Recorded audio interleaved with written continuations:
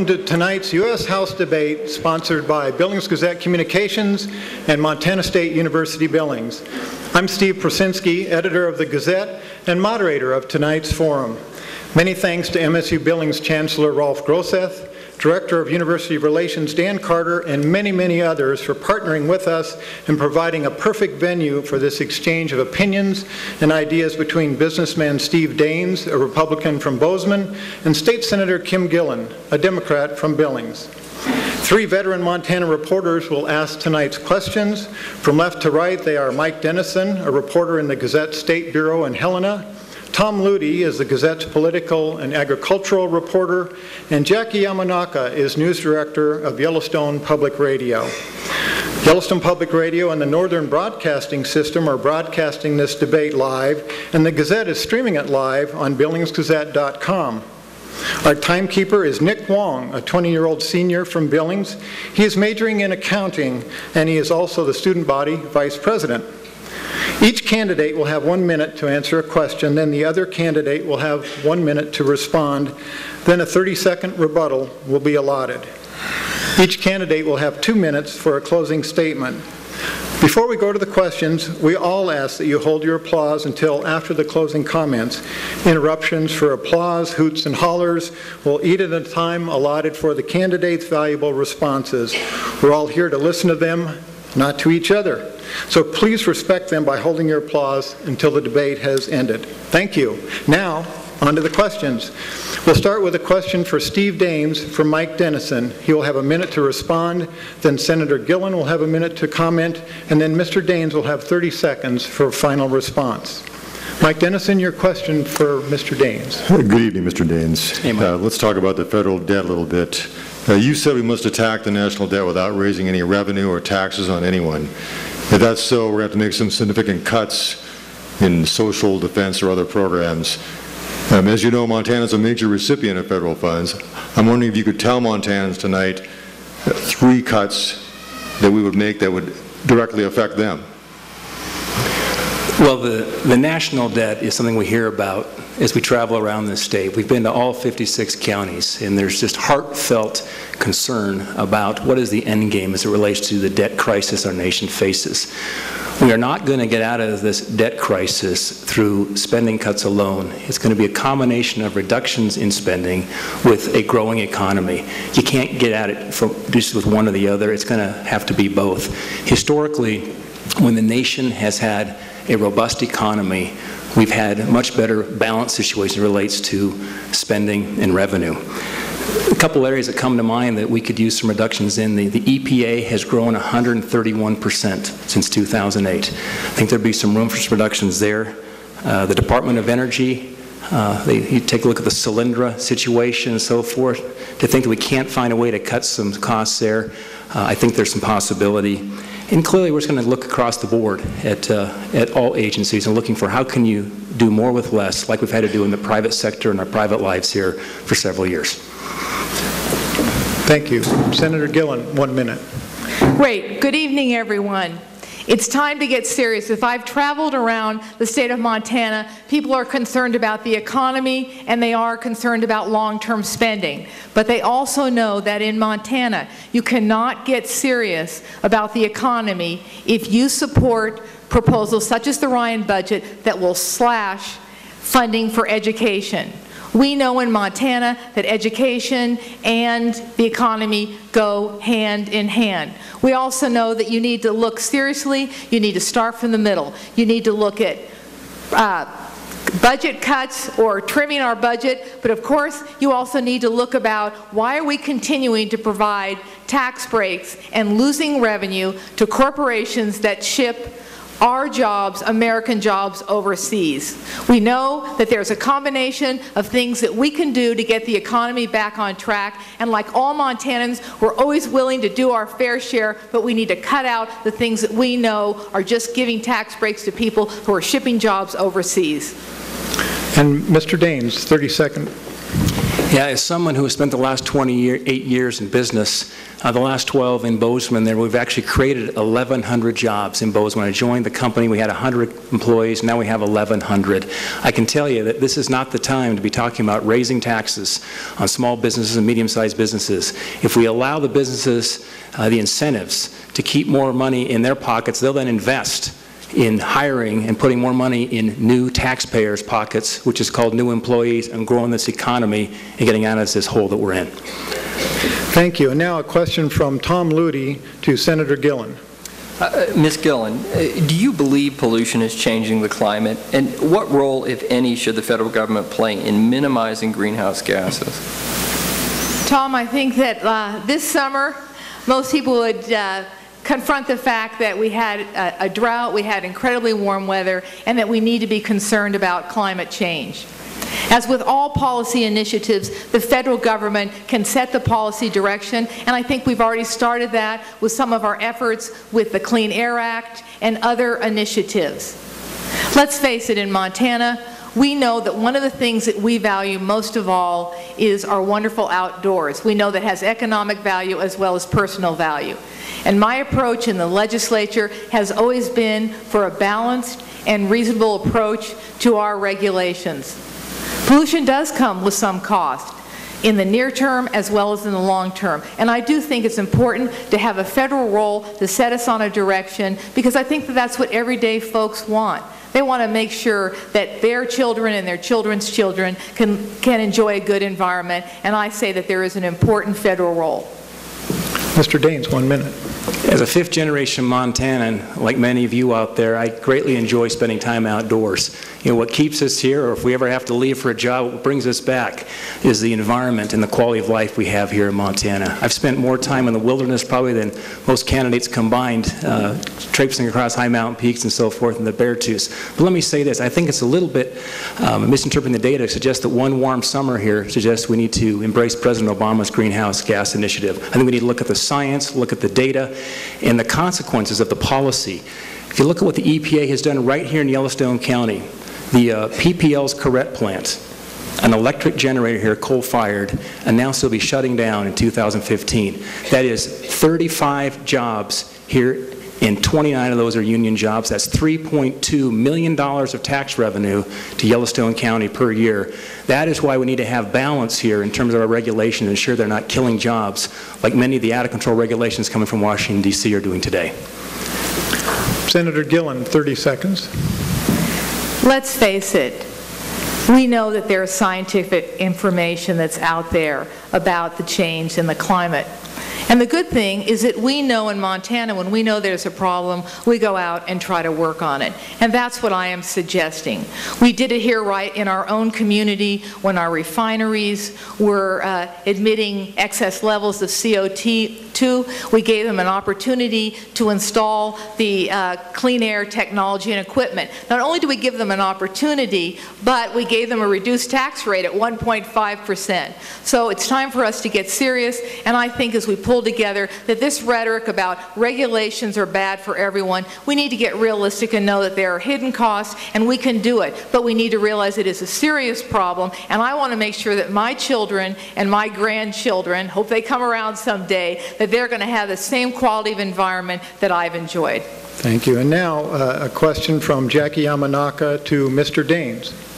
Mr. Daines, should Congress prop up the U.S. Postal Service with taxpayer money, or should it be allowed to act as a private business and close certain post offices, including some here in Montana, as well as some mail sorting facilities? Sure. Let me just comment too on the rhetoric on the EPA and so forth. Explain that to the 35 people here in Yellowstone County who lost their jobs. This isn't rhetoric. This is really about regulation and jobs, to say that.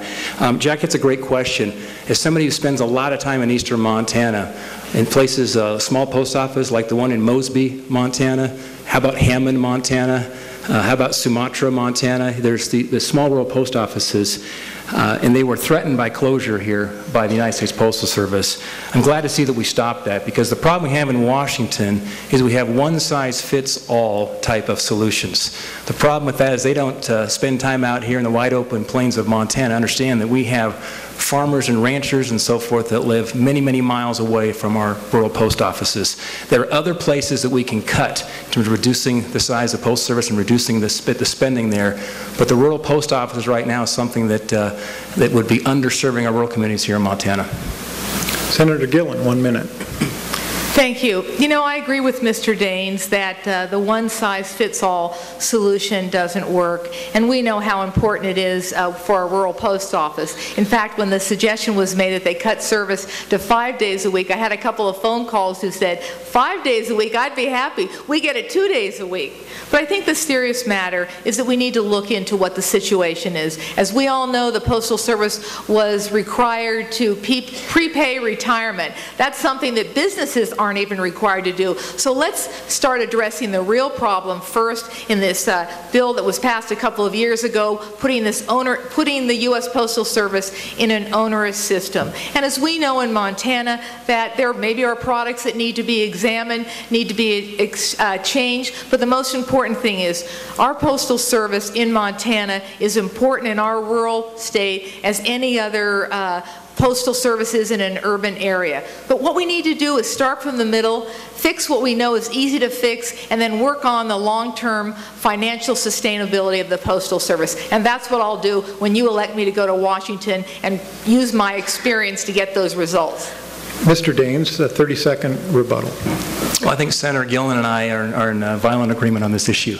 It's an issue that we need to protect the rural post office here in Montana, and we need to have a level playing field as it relates to the accounting practices in Washington. Here's another example of the reforms needed, such that as we look at agencies and so forth, they did single out the Postal Service here as having to bring in their liabilities for retirement and so forth and pensions.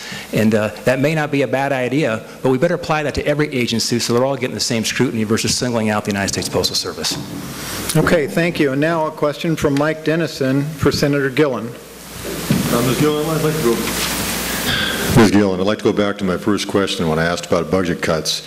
I asked about cuts that would directly affect Montanans. I did not hear either one of you describe a cut you might support or propose that would directly affect Montana. I'll give you another chance to answer that question. I'm wondering, will you answer it, or are you going to be like every other politician that says, oh, we can cut the budget, but nothing's going to be cut that's going to affect you here?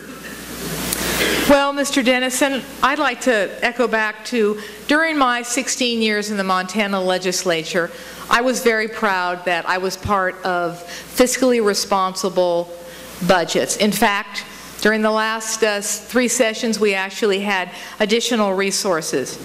To the issue of where I want to cut specifically in Montana, what I want to do is go there and see what are the specifics of the cuts. I will, the reason that we're talking about this is that we know in Montana there are less than 1 million of us. And in our highway and transportation system, we really depend upon those federal dollars, not just so everyone in this room can get around, but our small businesses have an opportunity to transport goods. You know, one of the areas I will firmly cut and work on is anything that I identify as waste and fraud that affects Montana. And we know that some of the administrative costs when agencies work in silos and don't work together. So let's look at how we can coordinate better the agencies that provide funding and programs in Montana. And that's a good place to start. Thank you. Mr. Daines for 1 minute. Mike, I'll give you a specific answer to your very specific question. The farm bill that is currently on the floor of the House has been cut billions of dollars since the last farm bill that passed. That will directly affect Montana farmers. To the credit of the farm and the ag community here in Montana, they've looked at the farm bill, recognizing that, realize 80% of that farm bill is the SNAPS program, 20% relates to agriculture production. But they have done their part to reduce the spending in the farm bill, to move away from direct payments, to move more towards the private and public partnership as it relates to crop insurance. And they're doing their part here to tighten their belts and reduce spending, and that is directly going to affect the farmers here in Montana. But we know what we need to do? We need to pass the farm bill now. We've left them hanging. It expired on the 30th of September. It's time to pass the farm bill. They've come to the table and reduced costs. Senator Gillan, 30-second wrap-up. You know, the Farm Bill is an excellent example of the gridlock that is going on in Washington. I would respectfully disagree. The Senate version of the Farm Bill recognized not only the importance of crop insurance, but the importance of helping new farmers, because we're all concerned that as our population ages, that there isn't going to be that new generation to run Montana farms. It's my understanding that those important programs that affect our farmers in Montana was cut out of the House program.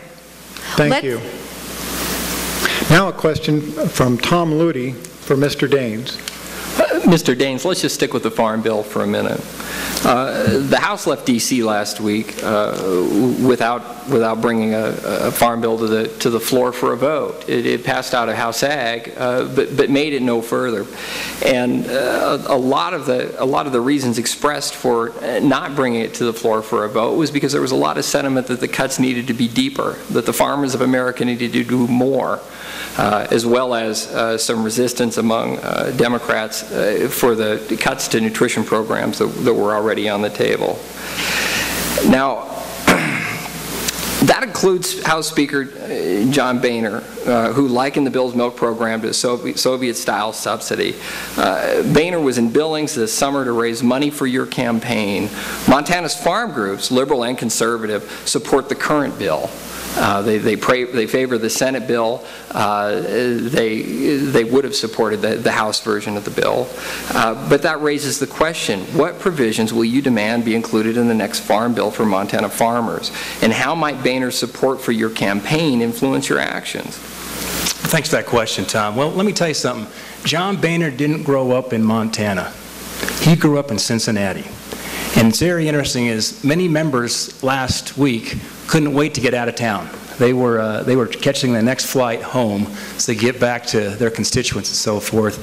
You notice it was a lot of the representatives that had rural states where the Farm Bill has a big impact. They wanted to stay and get this vote on the floor and get it done. We have our farmers right now who are struggling with one of the greatest droughts in a generation, perhaps, depending on where you are in the state and who you ask. But I can tell you what, this is what the role of leadership is in Washington, where you stand up to the Speaker of the House and you say, with all due respect, Mr. Speaker, I represent the people of Montana, the farmers of Montana, and we need a Farm Bill passed before we adjourn. And if there's threats to cutting support for campaigns and so forth, so be it, but that's what real leadership looks like. If I could follow, what specifically would you require to be in the version of the bill that's passed? Well, the Senate version at the moment here is something we could pass through the House, so I would support that. Okay. Senator Gillan, 1 minute. We only have one voice in Montana in the U.S. House, and we need to make sure that voice is experienced and effective. One of the reasons I'm running is that I have a reputation, not only in my community, the Heights and Billings, but in the legislature, that if it's right for Montana or it's right for my constituents, I'll stand up to them. That is not rhetoric. That is about the results that I produce. I'm not going to the U.S. House to be a rubber stamp for anyone. I'm going there to listen to Montanans, work for Montanans, and to deliver for Montanans. Mr. Daines, you have 30 seconds for a wrap-up on that question. Right. Well, it's one of the challenges certainly we face in Washington today, is the ability and the need for leadership to stand up against the gridlock, against a culture in Washington that is more concerned about getting reelected than is doing the right thing for the next generation. And that means standing up to leadership. That means taking the tough votes. That means receiving sometimes threats from leadership and so forth. But that's what true leadership is all about. We need more people who will go back to Washington and view this as serving people versus developing a career in politics. Thank you. And now a question from Jackie Yamanaka to Senator Gillan. Senator Gillan, should the federal government require oil and gas companies to reveal publicly their fracking recipes? You know, Jackie, I've got a lot of friends that are in the oil and gas business. And I also have a lot of folks who live near the oil and gas development and are concerned about the quality of their water, not just in the near term, but in the long run.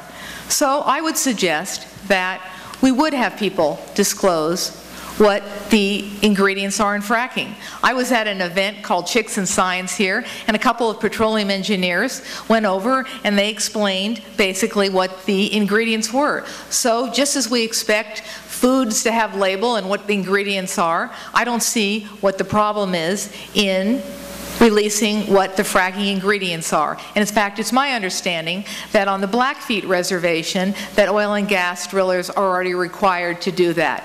I think that full disclosure and transparency is something that people want in politics, and it's reasonable that they should want it. But I do want to say one thing. John Boehner, Rick Santorum, no one else in the Democratic Party from Washington has come to campaign for Kim Gillan because they know that Kim Gillan is running for Montanans. I don't need the outside people to come in here and tell me what to do during my campaign, nor tell me what to do when I go back to Washington. Mr. Daines, your 1-minute response. Well, I won't let Rick and John tell me what to do either, with all due respect. But here's the problem with the premise of that question, Jackie, is the question you asked was, should the federal government require disclosure of the fracking fluids and so forth used? The problem we have today is that so many of our solutions are Washington-centered. They're coming out of the Beltway. We find out is that solutions that come out of Washington don't adjust for the differences from state to state and so forth. And here's an example of that. I would rather see that discussion move down to the state level.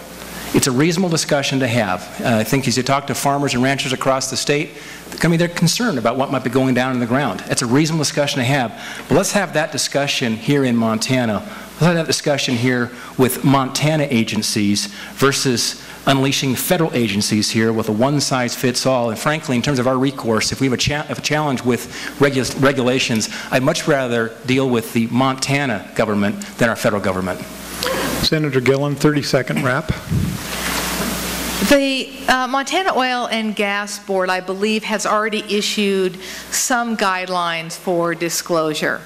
And I would, when I get elected, go back there and make sure that if we need federal intervention in this, that each state, as we do now for many programs, be able to have a solution that works. But I do need to say that we need to talk about leadership. If it weren't for the federal government, we wouldn't have the Civil Rights Act. We wouldn't have passed Medicare. We wouldn't have passed Social Security. We need to think about the role that the federal government did in a more positive light, because those are incredibly important programs to Montanans, and let's not demonize everything that comes out of Washington. Thank you. And now it's time for each candidate to pose a question to the other candidate. So, Senator Gillan, what is your question for Mr. Daines? Thank you very much. Mr. Daines, or Steve, your campaign slogan has been less government, more jobs. However, it's my understanding that your company has received millions of dollars in government contracts. So the question I pose to you is, why is it okay for government spending if it benefits your bottom line, but government spending that will help Montana kids who can't afford it with some financial aid to go to college so they can get a better job, will help Montana seniors pay their health care costs, or help a low-income Montanan get a head start by going to Head Start programs? Why is federal spending okay when in the government contracts, but not okay for those important and critical programs for Montanans? Sure, it's a great question. I look forward to answering it. Here's the situation. We created a company there in Bozeman that grew from 100 employees to 1,100 employees. Why did it grow to that extent? Because we were delivering value for businesses around the world. We were finding ways to do more with less for these companies, saving them millions of dollars, at the same time improving customer satisfaction. That was the premise of the solution. So finally, the federal government, state government, local government started to catch on to that, you know, we could actually use this solution too and save the taxpayers dollars, improve service to taxpayers. There was a win-win there. And so it's, the federal government is always a laggard in terms of best practices in the industry. In this case, that was true. Once they saw the results in the private sector, the government started adopting our practices, and we're saving taxpayers money and improving service to taxpayers now as a result of the solution. Let me just say this. The best news of all that is we created 1,100 jobs, 550 of those jobs right there in Bozeman. I'm grateful for that. We can keep Montana kids here in our state with high-paying, clean jobs. Senator Gillan, please hold your applause. Thank you. You know, Steve, I think that that's great that you have created, those jobs have been created. But we cannot deny that those jobs came with some public funding.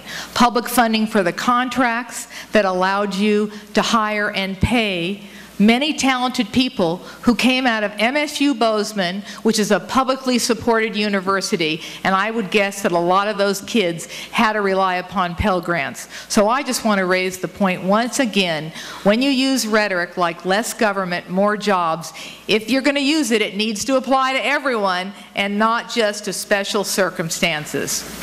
Mr. Daines, 30 seconds. Can I respond to that, or?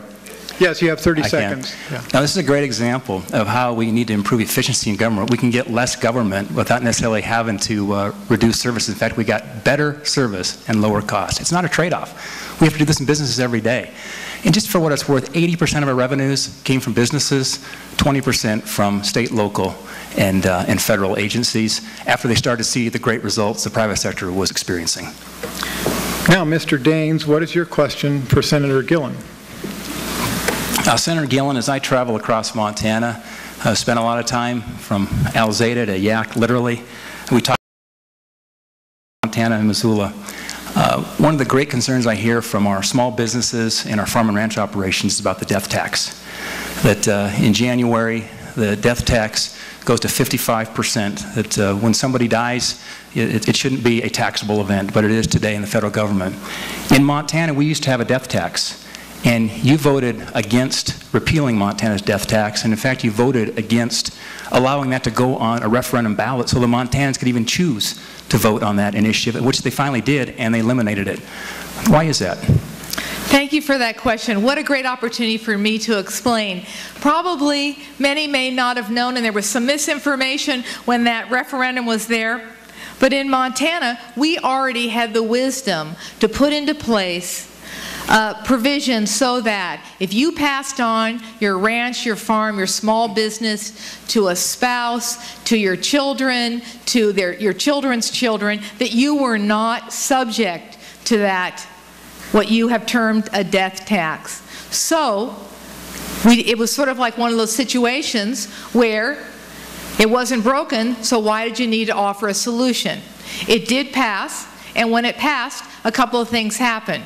I think 220 people who had no family relations in Montana who had an inheritance, they didn't have to pay a tax. And the other thing it did is that it precluded those folks, or Montanans, because we didn't have it anymore, from the deduction from the federal estate tax.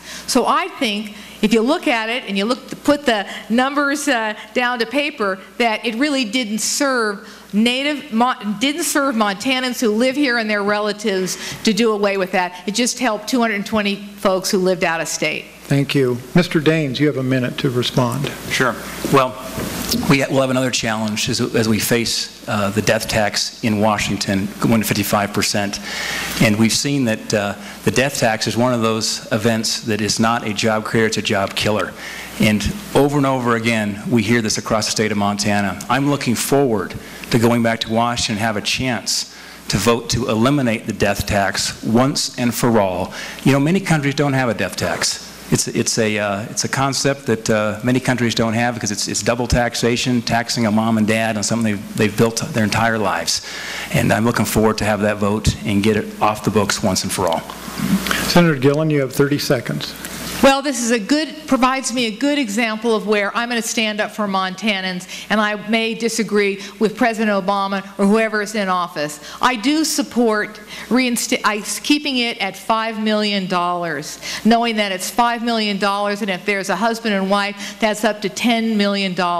And so I think that that is plenty of tax fairness, and as I've traveled around the state, that's what people say to me, that they don't mind paying their fair share, and if we keep it at $5 million, I think it'll cover 99.9% of the family-owned farms, ranches, and businesses in Montana. Thank you. And now a question from Mike Dennison for Mr. Daines. Mr. Daines, you said you want to cut off all federal funding for Planned Parenthood because it provides abortions. So does that mean we cut off Medicare for hospitals that perform abortions, or Medicaid for physicians who perform abortions? Why would we target Planned Parenthood, or anyone for that matter, when they're using federal money legally for non-abortion services? Yeah, it's a good question, Mike. Planned Parenthood is the largest provider of abortions in America. And they receive a significant portion of their funding from the federal government, but it's not the majority of their funding. So I stand with many, many Montanans who believe that there are services that are legitimately provided through Planned Parenthood, but as a leading abortion provider, we stand for life, and we seek to remove that funding from the nation's largest abortion provider. Senator Gillan, 1 minute.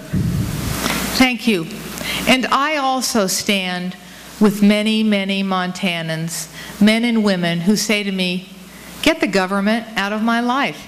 Get the government off my back.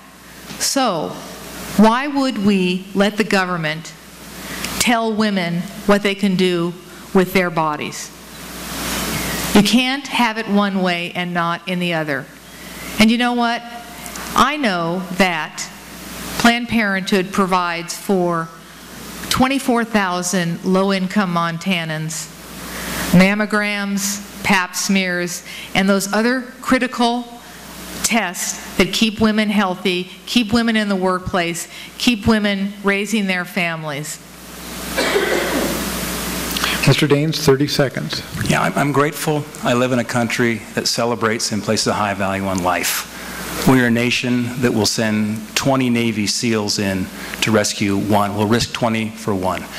And grateful again that we have a nation that values life, not just for the preborn, but for the disabled as well as the elderly. It's a value that we hold as Americans, and it's a value that we hold as Montanans. Now, Tom Ludy, a question to Senator Gillan. Yes, Ms. Gillan, Congress will likely have to raise the debt ceiling again in early 2013. Explain your vote on that issue.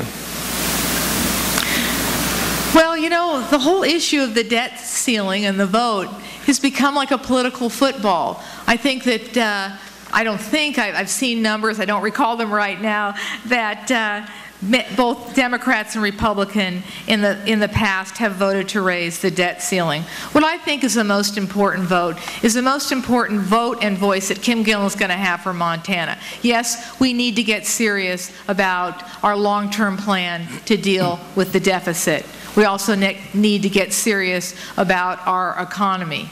So I think that the debt ceiling vote, it's important, but the thing is that what's more important are solving the problems that really we are facing today with getting our economy back on track, getting people back to work, and making sure that we have a sustainable budget and are fiscally responsible over the long term. That's the most important votes that I need to take and voice that I need to be for Montana common sense. Mr. Daines, 1 minute, please. This makes the top 3 of questions and concerns that I receive as we travel across this state.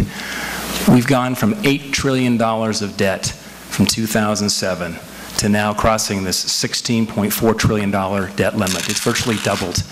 This is a crisis our nation is facing today, and it must be addressed. Of concern, China owns $1.1 trillion of America's debt. The former Chief of Staff of the Joint Chiefs of Staff, Admiral Mullen, said the greatest threat to America's national security is our national debt. It needs to be addressed, and I would like to see a balanced budget amendment put in place as a condition for any kind of increase in the debt ceiling, because as we know in Washington, they just punt and they go back home. We can't keep raising the debt ceiling. We need to put teeth, say that we insist on a balanced budget before we raise the debt ever again. Senator Gillan, 30 seconds, please. If we are going to get serious, and I do think we need to get serious about our long-term deficit, to the point where we won't have to continually raise the debt ceiling, we need to get serious about the proposals that we put forth, like eliminating tax incentives for corporations who ship jobs overseas. Let's get realistic and let's get serious. And now a question from Jackie Yamanaka to Mr. Daines. Mr. Daines, the Cato Institute, a libertarian think tank, has forwarded an idea that taxpayers and transportation users would be better off without the federal gas tax, federal transportation funding, and the related regulations. Here in Montana, we get more back in federal gas tax dollars than we actually pay.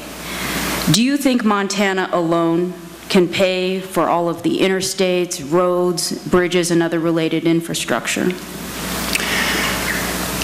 Anytime you get out and run for statewide office, you find out that you don't measure your truck in terms of oil changes, it's tire changes. I've put tens of thousands of miles on our truck, been to all 56 counties, and we are a very different state than, say, a New Jersey or a Delaware and so forth, and they're wide open highways. And so consequently, there can't be a one-size-fits-all on that. There's states like Montana, and this is a state that this is the largest, second largest congressional district in America, behind Alaska. It's the largest congressional district as measured by population. We have our unique challenges here in Montana, and Cato may have some ideas that are worth considering, but that's one that we need to have a different solution. In Montana, just in terms of the way dollars are allocated, we just don't have the population base to support the fourth largest state in America and the second largest congressional district in America as well. Senator Gillan, 1 minute. Transportation infrastructure is so critical to Montana. We've both traveled around this state. We've also probably been stopped by a lot of flaggers. And I don't want to make light of it, but those transportation dollars that come into Montana also create not hundreds, but thousands of good-paying jobs. And that's why those transportation funds are important. And that's also why I am not going to sign any pledges such as that of my opponent has signed, the Grover Norquist pledge, that under no circumstances I will raise any taxes. Not because I like taxes, but because I know that in a state like Montana, we need those gasoline tax dollars to help our infrastructure so our businesses can continue to grow and prosper. And it's important to not sign away the future of Montana with these special interest pledges. Mr. Daines, 30-second close. Sure. Well, the problem we have right now is we need to ignite this economy, and Senator Gillan and I would agree we need more revenues in Washington, D.C., but there's different ways to get it. The way to get more revenue to D.C. is to create more jobs. It's not by raising taxes, it's by creating more taxpayers. And that is why this is exactly the wrong time to raise taxes. I'd be wary right now of somebody running for Congress who says they're not afraid to go back and raise taxes. And now it's a question from Mike Dennison for Senator Gillan. Thank you. Ms. Gillan, you just talked about getting serious about the federal debt. If we're going to get serious about it, we almost have to cut back on entitlements somewhere, don't we? If you agree, tell us where you'd support cutting those entitlements. If you don't agree, tell us how the numbers add up. Thank you. And I want to make it very, very clear. I said I am not going to sign any special interest pledges. I didn't say I was going to raise taxes. In fact, what I have said is that part of any realistic solution is looking at the Swiss cheese of the federal tax code and closing some of those special interest taxes. When it comes to entitlement programs, quite frankly, I think that Montanans, we have some problems here because in our education funding, some of the discretionary funding that is on the chopping block in the Ryan budget would really put our reservation economies and our low-income schools at a disadvantage. So in terms of entitlement cuts for education, I'm going to take those off the table. I think what the thing is, I don't have the answer to every single problem in the U.S. government, but what I do have is a track record of getting things done, and I come at it from the central position, and I will listen to all diverse opinions. Mr. Daines, 1 minute. That was not answering a very direct question, Mike. We face one of the great challenges of this generation and the next generation is how do we preserve these programs for the current seniors? How do we save the safety net for the future generations? There have been proposals put on the table that I've heard criticism of, but where is the counter-proposal in terms of a solution that will keep Medicare and Social Security solvent? Medicare, their trustees of Medicare said in 2024 it goes bankrupt. That's 12 years away. Social Security faces the same situation 9 years later in 2033. We are doing the next generation a disservice without having serious conversations about how we reform these programs, protecting seniors today, 55 and older, but now looking to the next generation and saying, how do we make sure it's there when they hit the age of retirement? Senator Gillan, 30 seconds. One aspect of the health care reform has been to achieve, I think it's $700 billion in savings from Medicare.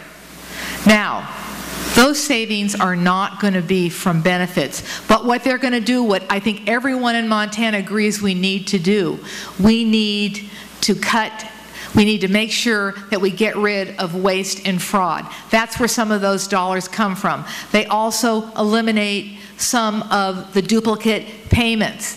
They also eliminate some of the higher priced prescription drugs. So there is a proposal and a provision to have a savings of $700 billion, which will affect an entitlement program, and it's win-win because it's tightening our belts and making sure that we spend our money wisely and we do not waste it for fraud or duplicate payments. There is a solution. Thank you. Tom Ludy, now a question for Mr. Daines. Yes, Mr. Daines. Responding to Iran's nuclear program, Congress to date has relied on sanctions on Iranian energy, shipping, and financial industries. But what if Israel launches a military strike on Iran? What U.S. response would you support? The current situation in Iran is sobering. It's a serious situation. It may represent one of the greatest threats we've seen to world peace, certainly in this generation. We have President Ahmadinejad in Iran who is running around saying that Israel must be wiped off the map. When you have leaders of the world who are saying irrational things, it is a very real threat to world peace. My prayers and my hope is that these tough situations are solved through diplomatic means. But when you're dealing with, at times, irrational leaders, we must stand behind Israel. We must ensure that they are allowed to protect themselves, because it's one thing to be over in the U.S., but when you are 900 miles from Jerusalem to Tehran, that proximity, think about that from the western edge of Montana to North Dakota, out in the center of North Dakota. That's the real threat that the people of Israel face. And to think that President Obama would not meet with Benjamin Netanyahu when he was in Washington a couple weeks ago, to me, is a real problem in our policy and concerning for those of us who very much want to see world peace. Senator Gillan, 1 minute, please. As I talk to Montanans, and you all probably know that Montana has one of the highest per capita rate of people who've been in the have served time in the military. I think it's like 13%. One of my #1 goals is American security. And with that, I will say that today there was a news report that the sanctions, the economic sanctions that were being levied against Iran are beginning to have an effect. I think there's some of the Iranians are signing petitions saying, hey, we need these imported goods. So it's important that we use that the appropriate use of non-military intervention when it's going to achieve results, which it seems to be doing in Iran. The other challenge we have is that we need a steady hand when it comes to diplomacy. And I don't fault President Obama. What I know is that what we all feel is that Israel is an important partner of ours, probably our strongest ally in the Middle East, and that's a relationship that we can't overlook. At this point, I would say let's continue with the economic sanctions. Let's take a more calculated look before we launch into military interventions, because above all, we need to make sure that Americans are safe. And Mr. Daines, you have 30 seconds for a close. Sure. I just would respond, with all due respect, that I would say that Israel is probably not our best ally in the Middle East. They are our best ally in the Middle East. And it's important, please, it's important that we don't stutter on these very, very important messages we are sending in the Middle East, which is a very, very volatile area that we all want to see peace. But one way to ensure we have peace there is being very clear on how we communicate and making sure that we stand behind Israel as our most important ally in the Middle East. And now a question from Jackie Yamanaka to Senator Gillan. Certainly the region itself is extremely volatile, and the drawdown of U.S. troops is underway in Afghanistan and Iraq. But yet again, the region is very volatile. Do you support the drawdown? What should be the role of the U.S. in Afghanistan, in Iraq, in that region, as it pertains to Montana men and women? And I don't want to forget the National Guard as well, who are there. Thank you. I do support the withdrawal and there are plans underway to bring our troops home. And I will share that for those folks who fought for us overseas, when they come back to the United States, they should not have to fight for jobs, for an education, or for benefits. And I've been disappointed that some of my Republican folks in Washington have not supported that. There are transition plans underway already. In fact, I think we have a Billings native who's over there working on helping with democracy, helping with what shall I say, rebuilding infrastructure, schools, education. Those are important aspects that the U.S. has always done. It's a historical role that we play in doing these transitions. We are not doing an overnight withdrawal, and it needs to be done. However, I will share with you that right now what I hear from Montanans is their appetite for another military intervention is very low. Mr. Daines, 1 minute. Let me be clear, we need to bring the troops home.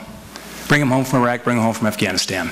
The role of the U.S. military is to win wars, not to build nations. The U.S. military is a country, we're not going to go in and change 6,000 years of conflict in the Middle East. We need to protect our national security interests and then bring our troops home. I'm the son of a Marine. My first cousin, who I grew up with very close to, flies F-15s. He's flown over Baghdad and so forth. This is not just an esoteric discussion. This is a personal discussion about real people, sons and daughters and relatives, as many in this audience have, who have served faithfully and honorably to address the threat in Iraq and Afghanistan. But once the military has accomplished their mission, take the politicians out of it and bring the troops home, and we could repurpose them perhaps to protect our own borders versus over there trying to bring stability to Afghanistan. Senator Gillan, 30 seconds. I agree that we need to bring our troops home. But just like you would make any change in your own personal life, you have to have a plan of action. There's always going to be a transition. I don't want to oversimplify it, but I think one of the great things about the United States and our leadership, not just at home and worldwide, is that we have helped other countries with democracy building. Don't do it through, there's an opportunity, there's these educational exchanges, there's technology exchange. That's what we know that we can do in the United States, and that's already underway. And so it's a combination of withdrawing the military troops and implementing those transition plans, and I know that they're underway right now, and we should be proud of that as Americans. Thank you. Now a question from Mike Dennison for Mr. Daines. Mr. Daines, before you were running for this job, you were running for the U.S. Senate. And I'm just wondering if you were to win this race, how do we know you're not using this as a stepping stone in a couple of years to take on Senator Baucus? Good grief. I'm not sure I want to go through this again, Mike. Well, we're 35 days away. We've got to win an election here in November, Mike. And the most important thing is that we need to have men and women serving in Congress, playing as a team, not as a bunch of adversaries. And I've always been a team player. That's how I've been successful in business for the last 28 years, having different ideas, bringing people together, driving consensus, and then moving forward here with a plan. And it's important that the Montana delegation works together, our senators and our lone representative. And I have not made any plans beyond November 6th. All I know is that I'm going to finish this campaign in Bozeman with my family, and then I'm going to take my daughter Caroline deer hunting and throw my blackberry in the Missouri River for a week. Senator Gillan, 1 minute. I would say that I am not looking at, it's really not my concern what Mr. Daines' political plans are. I know why I'm running for the U.S. House. We only have one voice in Montana, and we need to make sure that that one voice is experienced and effective, and that will speak responsibly on behalf of Montana's hardworking families. In the community, whether I've been involved in the Heights Task Force, the Alternative Routes, which has brought roadway improvements, in the legislature where I've passed insurance requirements for diabetes and autism and workforce development and training, I've been one of those real-world problem solvers that have worked with Democrats and Republicans and found those opportunities to collaborate. That's why I'm running. That's why when I go across the state, folks say to me, Kim, your track record shows me that not only can you solve problems, but you will do it working with Republicans and Democrats. And let Montana be the leader. We may only be one voice, but in that U.S. House, we can be a leader and get those people to get things done. Mr. Daines, you have 30 seconds close. Yeah. Washington needs leadership. It's a vacuum of leadership. Washington needs more men and women who view running for public office not as stepping up to run, but stepping over. Public servants. I remember when George Washington, reading about his history, he did not want to be the king. They asked him to be the king, and they said, for heaven's sakes, hang it on your beak, I don't want to be the king. I'm going back to Mount Vernon to take care of my farm. And then, you know, the history showed what a great man he was. I think we need men and women who are in some ways reluctant to go to Washington, but are doing it out of a sense of serving and not out of developing a career in politics. Thank you. And now a question from Tom Ludy for Senator Gillan. Yes, Ms. Gillan, you've noted Mr. Daines' signing of the tax pledge, not to increase taxes, but I'm wondering, what ways would you increase revenue for the federal government? I mean, your party supports, you know, a balance of cuts and revenue increases. What would those revenue increases be? Thank you very much. Thanks for that question, Tom. As I've said on many occasions as I go around the state, is that the federal tax code is like Swiss cheese, and we need to think about closing some of those holes that are for special interest. Why we are giving any type of tax incentive or tax break to large corporations that ship American jobs overseas defies logic. I mean, isn't one of our goals and concerns to create jobs here, good-paying jobs in Montana and in the United States? And let's say we have the issue of the Bush tax credits, tax cuts. Well, we know in Montana that, yeah, let's keep them for the middle-class, hard-working Montana families, and we can do away with them for folks who make more than $250,000 a year. Those are revenue enhancers. Those aren't new taxes, those are revenue enhancers. When I was in the Montana legislature, I had lots of tax proposals come through my committee, and I often voted yes or no, but I always looked to see how they were going to affect Montana hardworking families and our small businesses, and I'll do the same when I go to Washington. Mr. Daines, 1 minute. I'm not sure what a revenue enhancer is. But when a politician stands up and says, I'm not going to create new taxes, only revenue enhancers, I can tell you how to test that idea out in Miles City and see what the folks out there say about it. But that sounds like a tax to me. And here's why we should not raise taxes on job creators.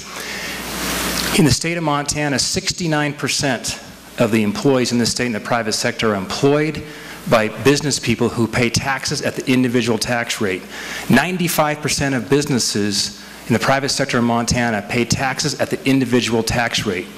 That is #1 in the nation as percentages, according to Ernst & Young.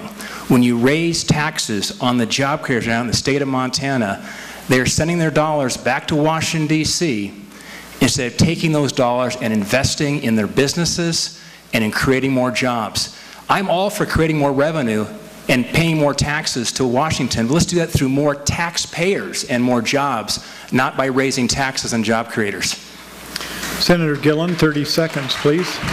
Well, let me make make it clear, if someone doesn't understand what a revenue enhancer is, maybe it's a more sophisticated way of saying closing an unfair loophole.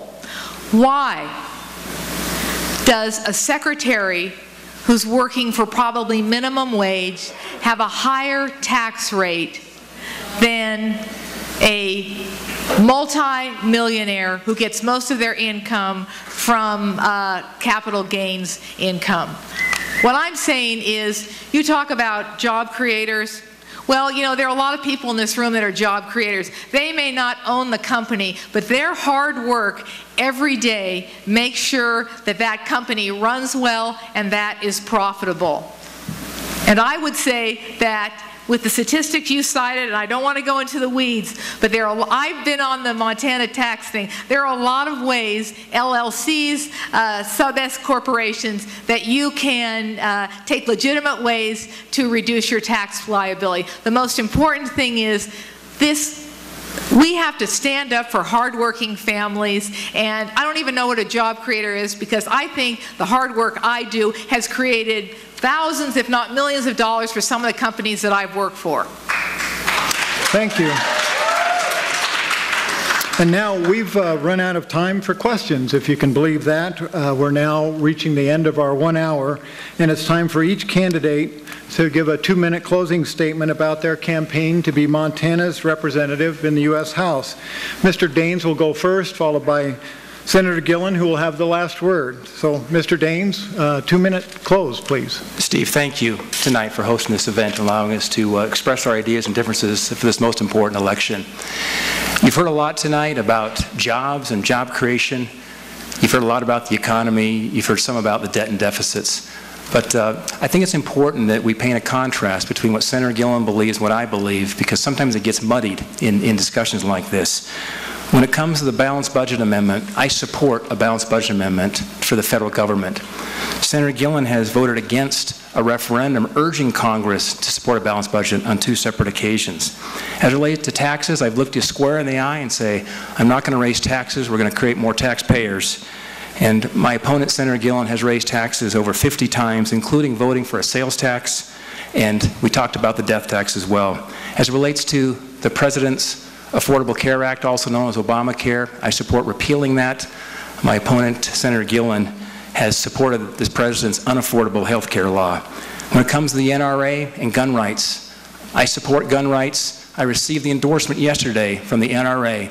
I received an A rating from the NRA. I understand the importance of gun rights, because when you grow up in Montana, one of the first things you get is you get a 22 and a fly rod, and that's how you grow up out in the plains of Montana. I'm grateful I got to experience that and got ingrained in me early as a young child here in the state. In fact, Senator Gillan has the lowest rating from the NRA of any statewide office seeker at the moment. But as important as these issues are, and hopefully painting some contrast there, because there is a very clear choice between our 2 candidacies, as important as these issues are, I think this election is more than just about these important issues. It's about fundamental principles of America. The anxiousness that Americans have about, will America be a different place than it was when they grew up? It's changing, and people are concerned across Montana. My great-great-grandma homesteaded north of Great Falls. She came for freedom and opportunity as a widow with 7 kids. She would not want to see what's going on in this state, that we perhaps will not be able to pass on something better to our kids than we receive from our parents. We can do better, and we will do better. Thank you. And now, Senator Gillan. Please hold your applause. Senator Gillan, 2 minutes for your close. Well, first of all, I want to thank the hometown newspaper of the Billings Gazette for hosting this event. Also, my thanks to Yellowstone Public Radio, for Mike Dennison from the Gazette State Bureau, from the Northern Broadcast Network. Thanks to my colleagues here at MSUB, and most importantly, thanks for everyone who's in this room that took the time to listen and to come and hear both of us, and the folks that are listening out there. And of course, thank you very much, Steve, for coming here and debating. Yes, there are some clear differences. We need the world of Washington, D.C., as we know, there's gridlock. 10% approval rating. So what we need in Montana is to send someone who has a proven track record of getting things done that affect everyday Montanans. Whether it deals with the jobs, economy, or taxation, I'm proud of the work I did in the legislature, proud of the work that I've done in my own business career in economic development, including some great work on our Native American reservations, proud of the work that I've done in this community. So there's a clear contrast. I have the experience, I have the know-how, and I will, under all circumstances, support Montana's hardworking folks. You know what? I have received for many of my legislative races the NRA endorsement. Congratulations for this time, but I have a voting record, and I know how I voted, and it's all public record, and the NRA has endorsed me in past elections. The other thing is, I know my tax record, my record in the legislature, and I voted for the tax policy that I felt was fair, equitable, and sustainable. And that includes making sure that homeowners and small businesses did not bear the burden of taxation. I'm proud to say my first and my last bill in the Montana legislature was to provide tax incentives for small businesses because they're 95% of Montana's economy and they are our economic engine. I've also worked hard to make sure that people know that I'm there for Montanans, not for outside interest. And that's what I'll do when you elect me to be your one voice, your one experienced voice in Washington. Thank you, and thanks for coming. Thank you. Thank you. That wraps up tonight's forum. Many thanks to these two great candidates for stepping forward to offer their leadership skills to our great state and nation. Remember, we have a U.S. Senate debate in this room on Monday at 7 p.m., and then Tuesday we have a gubernatorial debate starting at 6 p.m. here. Thank you very much for coming, and have a great night.